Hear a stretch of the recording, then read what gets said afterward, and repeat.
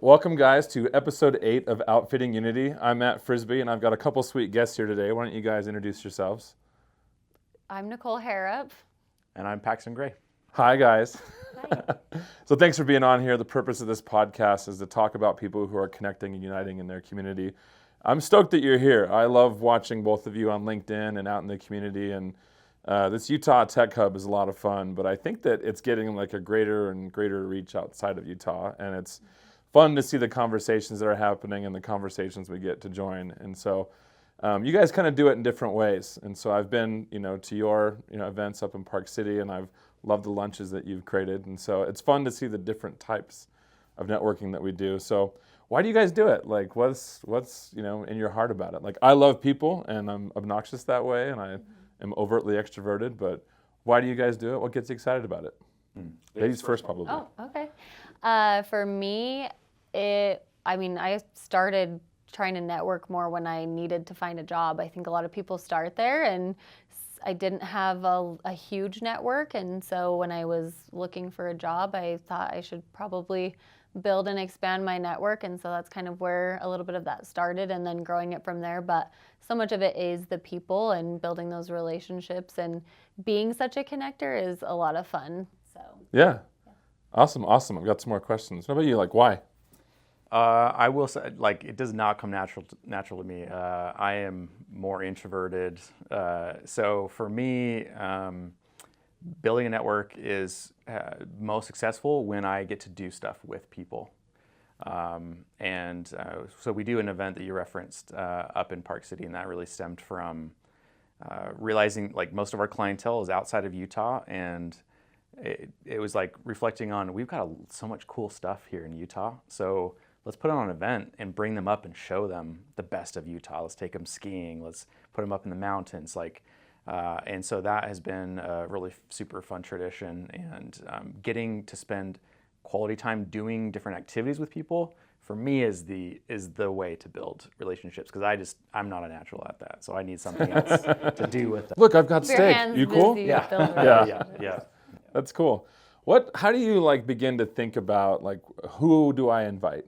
Right? That's a tough one, because I want to invite everybody. Like my neighbor, do you want to come? And I'm just that way. But it helps when there's the right people, and you don't want to be exclusive, and sometimes you do, right? So how do you start picking people? Where you're like, who should I have? For our LinkedIn lunches that I help host, it is very much all inclusive of whoever wants to join. Bring your friend, bring whoever.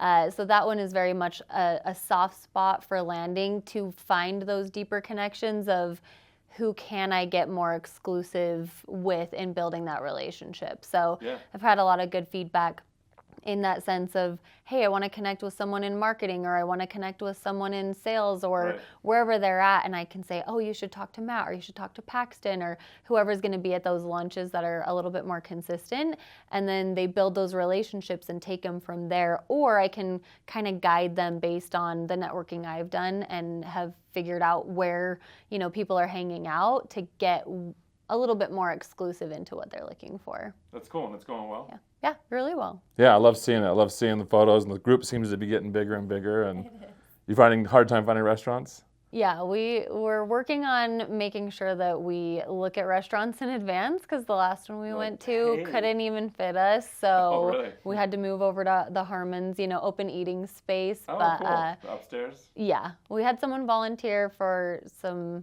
research purposes who is also a foodie and will get us into some good Costco food court. Truly, at some point I might have to be that. So That's awesome. Yeah. So Park City's a tough one, right? You can't just show up. You also are trying to create some exclusivity. Yeah. So how are you selecting people? Yeah, so I would say the goal was not exclusivity, but it was kind of born out of necessity. When we have those events, we can have between 50 to 80 people usually. And initially we kind of just said, hey, who do we know? We want to invite everybody we can, and we did. And the feedback we got it was kind of mixed around hey, this could have been more helpful if there were more people like this here. And so over the years, we started to settle on, it's not about the biggest and most powerful people necessarily, but it's people who have similar problems or concerns or things that they're working on, people that would do really well together if they could just share some things. So like CEOs, we actually kicked them out. We said, no CEOs here. Really? Okay. Yeah, because it just wasn't for them, and the kind of things we were talking about, they didn't have a lot to add to the conversation. And so like, mid-level to higher level marketing leaders is really who it's for. Yeah. And even within there are groups. And so what we try to say is, hey, here's a good B2B tech group. Here's a good B2C e-commerce group. And then we try to get them to sit together and converge and all of that stuff. So it's kind of an art form that it's difficult for sure. But you do a great job. I've made great friends there, and it's fun to see them year over year. And you're like, what's up? Like, is it really November already? And so once a year is interesting, right? Like, and it's funny that you have this kind of repeat audience for some that get to connect with each other again, and we're all connecting now and doing that. But month to month, like, that's a lot of work. And so what do you guys see as the difference? Maybe this is a question for both of you. Like, what's the value of every 4 weeks? What's the value of once a year? And what's the bridge, I guess? Yeah, for the events for the LinkedIn lunches is kind of kept simple because, right, I'm a mom, I work full time, I have all these other things that I'm passionate about as well. And the thing I dislike doing most is planning meals for people. Like, right. If I'm picking up donuts, I will hang out there for way too long because I don't want to upset someone by not getting like their favorite donut or something, right? Yeah. So I've purposely kept that pretty simple, and the other gentleman who helps run that as well, like, we're just keeping it very simple, and that's why people have offered, oh, come to our space and we'll buy a lunch and have it sponsored and that kind of a thing, or come visit this location, we'll give you a tour.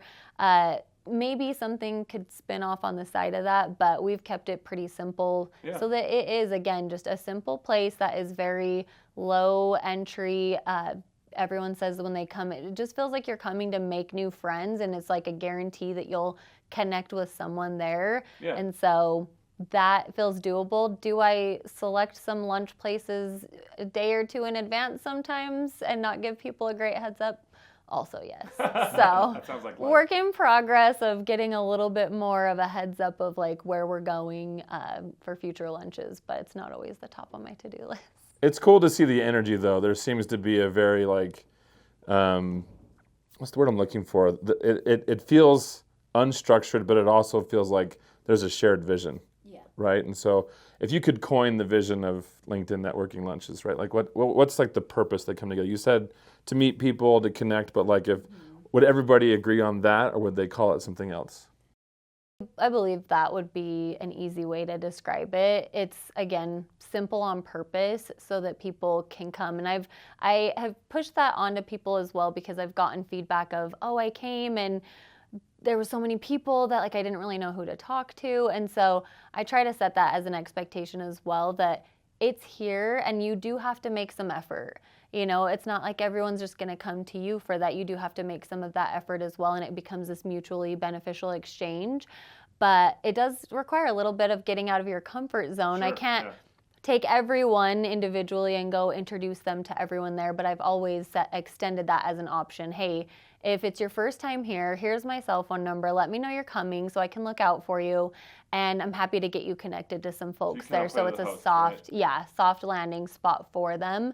And that's, again, where the feedback has been really helpful to say, quickly found people that I connected with, people, finding business deals, new jobs, new friends that, they've come to them every single month and they look forward to seeing each other because that's the one time that they do see each other is that LinkedIn lunch. That's awesome. Cool. I love that. Mm-hmm. But then a year, would you do it more? Do you like the year cadence? So we're actually switching away from the year cadence. Okay. We want to change things up and have multiple smaller events throughout the U.S. Kind of go to where they are and do the same kind of like meal discussion activity stuff, but do multiple of those. Okay.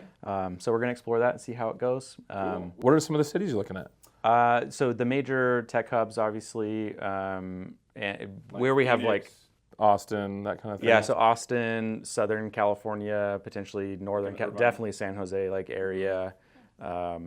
And looking at somewhere in the northeast side. So Cool. Yeah, so we're kind of exploring. Oh, that's way fun. And, yeah, we'll see how that turns out. Yeah. That's cool. Monthly, no big deal, just in different cities everywhere. I don't know if it'll be monthly. I don't know if but I will say like the annual event, it's so much work. Yeah. So much work. Having just done ours, I'm like, why did we do this once? Okay, I have a surprise for you. So as we think about like connecting, there's fun artifacts that can drive that. It's been fun to go to 97th Floor's, annual summit and meet with people, but there's something about like where you are, I think has, for me, branded it, and then like what you're doing every week, and there's food. So we have a gift for you guys, and I want to see how you react. So bring this over. I know that you guys are outdoor a bit, so these are for you. And we love to give people gifts because we love how people feel when they get gifts. So happy outdoor cooling. Wow. Thank you so much. So welcome. How do we do on the color selection? Love that. Yeah? Yeah, absolutely. Well, good, because a couple people internally were like, where do I get one of these? We just added this to the catalog like a week ago, for real. So Cool. So you and your hubby fish, yeah? Yes, fish and hike, is that? That's awesome, yep. Oh, I didn't even notice this. Yeah, he did a little So branding cool. on there. So we've got some stickers for you guys as well that you can decide to put where you want. But we thought that'd be subtle. You can still keep it, but we thought that was a fun color. Nice. So for you, on the house. Thank you. Super functional. So nice of you. Thank All right. In just a minute, we're going to do a fun exercise. You two are going to shop for each other. So we're going to give you a few more minutes to... So I'm going to have you pick some items for Nicole. And Nicole, you're going to pick some items for Paxton. Okay. But you're not going to actually select them after the rack. You're going to pick them in your mind. Okay. And then when it's time, you'll present them to Paxton, and Paxton you'll present to Nicole. So we're going to see how you shop for each other. We just like to have fun. We like to, get you guys on your toes. So when you've thought about your own networking, when you've thought about who do I connect with, LinkedIn is popping. It's I think that it's like not reached its prime yet, but I think something has shifted. I don't even like Instagram anymore. Like the reels, like I feel like it's like watching America's Funniest Home Videos at night. Like, there's some fun content on there, but I don't feel like I network on Instagram. I don't feel like I network on Facebook. But business to business is my jam. I've been business networking for 15 years and meeting amazing people and like great friendships. But there's something about LinkedIn that it's just this amazing conversation that's happening where you can get personal and then talk shop, right? So how does that go for you guys? Like again, like I'm able to observe a little bit for you guys, and it's fun to just be in our network. But like, how do you think about LinkedIn? What's going on? Maybe we'll start with you, Paxton. I think LinkedIn is a great opportunity to learn. So I use it, like, to me, you have to be, it's easy to start following everybody.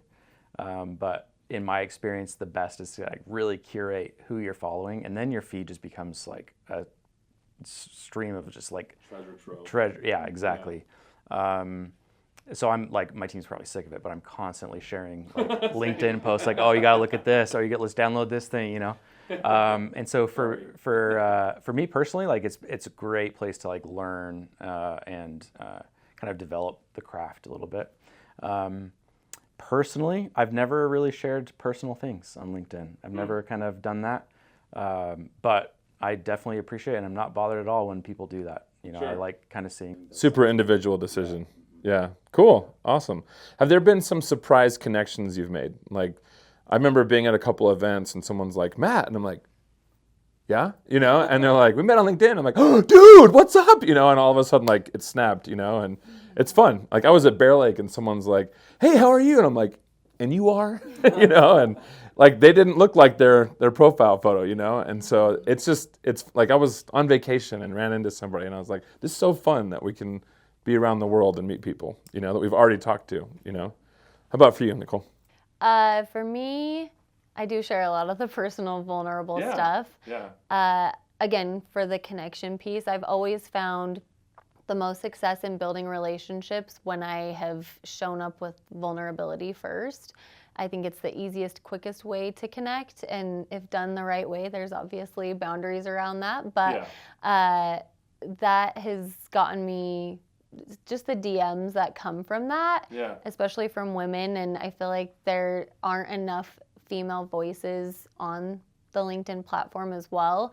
And so I try to get out there to showcase like what that can look like, because it is a little bit different for how, typical like men show up in a day-to-day versus women. And so I kind of try to lean into that as well on the things that I post. And a lot more of mine is things that I wish I would have been able to see and know back when I was trying to grow in my career. So very much still a learning and connective space, but I'm thinking, who are the women who would want to grow, who if they came across my feed would say, wow, this is all really helpful to know and things that I could implement in my day-to-day career. That's awesome. What do you say the difference is? That was an interesting point. Like, how do you see men showing up versus women on LinkedIn? And you've noticed a difference. What do you see as the difference? I mean, obviously much more men having confidence to post and saying, hey, like, I'm going to just post this. There are people who, I guess I would say a typical man who has the like same cycle of energy daily is able to say like, all right, I'm ready to post to LinkedIn. What am I posting out there? And sending it without necessarily having a lot of like second thought on how it might perform. Whereas a female, based on kind of where they're at in a month to month, because it's not the same every day, energy wise. So there are times where I have zero inspiration and I am not just going to post for the sake of posting, but I know that can be helpful for the feed and for me to grow. So if a female is coming onto LinkedIn and seeing some of the content and like, oh my gosh, I'm never going to be able to post every single day like some of these people, how can I lean into sharing what makes sense for me and, putting in some of that authenticity piece as well that feels, connective to myself and doesn't feel like I'm trying to fake it till I make it type of situation. You can tell that pretty quick, right? Yeah. And it's hard, like, you don't want to use it to like brag about what you're selling or like advertise what you're selling. Like, it's obvious what you're talking about, like where you can help, where your expertise is. But I think that's what's great about networking too. Something I've seen, and I'll ask you guys in just a second here. I love that the lead with vulnerability. And in business networking, I've been at a lot of like 3-day events. And day one, there's a lot of chest pounding and like, I'm so great at this and blah, blah, blah, And the next day, you start to open up a little more like, actually, I'm kind of struggling here. And on day 3, like, my life's falling apart. And like, but like most people are dealing with something. Because it's life, And I think those are the moments where it really just like, it comes together, And now we're really talking. And it doesn't mean that day 1 didn't matter. It doesn't mean that day 2 isn't valuable. But when we can share with the reality of what we're facing, both personally and professionally, you start to build trust. You start to get, openness. I think the day 1 and the day 2 are needed for the day 3. That's right. Yeah, like spending time together, talking together enough to realize, like, build that trust and make it like, hey, I believe if I share this person can help me with that, right? Yeah. So, final question for you guys, and then we'll do some shopping. It's going to be fun.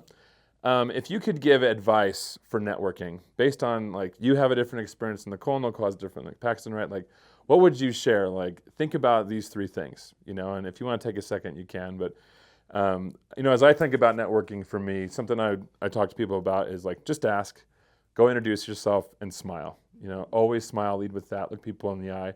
Some people that's off-putting. We're like, this is a strange individual. You're like, my bad. Yeah, right. Like, but at the same time, like, you can be sincere about it. You can, make that connection. And like today, I was at a golf tournament and it was 50,000 degrees outside. But every booth, I'm like, man, they paid to be here. They want to connect with people, and I go introduce myself, and you would be surprised, like, hey, do you know so and so? Like, actually, I do. And it's really fun that way. And so I always make sure to go make that gesture of like, thanks for being here, so that they feel welcome. But what would you say? Either one of you can go first. I think being genuinely interested in what they are doing and what they have to say is super important. I think the worst form of networking is like, I'm here for what I can get out of this, and that's all I'm thinking about. Versus just like a kind of more casual, I just want to know about you and tell me about where you're at. And that allows you to build connections with them. And I think it creates the foundation for that trust that eventually can lead to something beneficial for everybody, Awesome. Love that. Thank you. Yeah, I would say just show up. That's, I think, a hard part. I talk myself out of networking stuff as I'm driving there. I'm like, should I even go? I could be doing different things. Like, is this going to be valuable for me? So I think a big thing is showing up for yourself and knowing that that can have such great long-term benefits, with a caveat that you want to make sure, you know, the event or wherever you're going is going to be, you know, helpful for you. I probably wouldn't do so well at, you know, something that's like focused on user experience design when that's like not my wheelhouse, right? But of course could still make some great connections. There's so many amazing free events that I tell people, like, start somewhere and kind of figure out from there. Another part too, and I love what Paxton said along those lines, is getting curious about what other people are there for. Because again, you've got those people kind of doing the chest pounding thing of like, I'm so great at this and this is what I'm here for. I really don't love that about networking. That's why I love our lunches, is we don't really come in and introduce ourselves like what we do. We talk about who we are. And so when I'm at a networking event, I often say, what do you hope to get out of this day or event or, you know, 3-day thing? Like, what are you hoping to get out of this as an end result? And it's a great question. Why are you here? They ask me that in return. If not, then I can share that proactively. But I feel like that's a good, easy way to get there, and you're not just saying, so what do you do? So what do you do? So what do you do? You know, getting a little bit more curious, because then as you continue networking, you can say, oh, you're hoping to get this? I know someone who does that. Let me help introduce you. Because once you become more of that connector, I feel like you hold a little bit more power or influence because you're the one bringing those people together. So I think that's a big thing in terms of, you know, showing up and asking people what they're looking for, and just truly looking to build relationships without anything of, you know, selling people on certain things. Like, it'll get there, but first, like, building that genuine level of a relationship, I think, can get you so much further than like the LinkedIn, you know, pitch slap that we all get daily. I noticed you do this and this. I'd love to sell you something. Thanks, pal. And I agree with that. Something that I've seen, the funniest connections I've had have been competitors. And like, I have some of my best friends were like longtime competitors, you know, and it turns out we have everything in common, like the same challenges, the same. And that's been a surprise connection, as they're some of my dearest friends. So, well, thank you guys. It's time to shop. Here's the challenge. So you're shopping for Paxton and you're shopping for Nicole. You're going to find 3 items, and your budget is $250 to shop for each other. So look around, don't point them out, and then I think you'll go to her first, and then Nicole, you'll go for Paxton second. And so go ahead and shop for each other, look around, and we'll give you a couple minutes. And so you know very little about each other, so this should be interesting.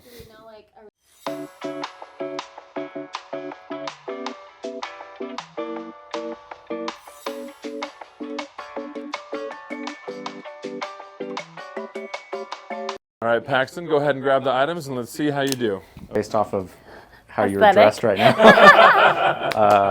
So I think I will go for this. And then I think I will do this one. And then just to round out different kinds of items. Nice. All right, how did he do? Give him a hand. I would have picked out all of those things. Great color choices. All right, there you go. Great job, Paxton. All right, Nicole, let's see how you do. Okay. I'll let him put his back. So I went with more like this color. Cool. I don't think I was gonna grab one of those. Kind of same thing, because we gotta keep it in the same spot. And then kind of like a functional hat all together. I feel like you nailed it. Yeah. Great Like job. the kind of hunter greenish. Today in the show, you are going to select someone, and we are going to gift them $250 to shop with. And so pick a member of your team and pick somebody in your group, and they just got $250, and you're going to tell our audience, and then they will find out on the show. So think about that for a second. I'm gifting Samantha Brown. Samantha Brown, all right. Yeah. She leads all of our client services. She works super hard, fantastic leader. And I just want to show her some appreciation. All right, Samantha, $250. Congratulations. That's awesome. Good stuff. Okay. I am going to go with, okay, I'll go with Danny Gonzalez. Okay. He is someone who has been coming to the LinkedIn lunches from pretty much the beginning time. Okay. And has just always shown such gratitude. I think that stands out to me because, right, it's something that anyone could come to, and people show up and they leave, and I don't always hear how it goes. Yeah. And he is someone who has always just been following up with how great it has been for him, the value he's gotten from it, different jobs that he's been able to find from those connections. That's awesome. So yeah, I'd love to pay it forward to him. Cool. Awesome. Danny, congratulations. $250 from Nicole. Well, thank you guys for being on the show. I hope this was fun for you. Really appreciate you coming, and thank you for sharing your insights. I think it's a fun market for us to be in and to share our experiences and how people are going to network. So thanks for being on the show today. And then thanks, guys, for following us, and check us out. We got all of our links you'll be seeing here soon. We're on Spotify and Apple, and we'll talk to you guys soon. See you next time.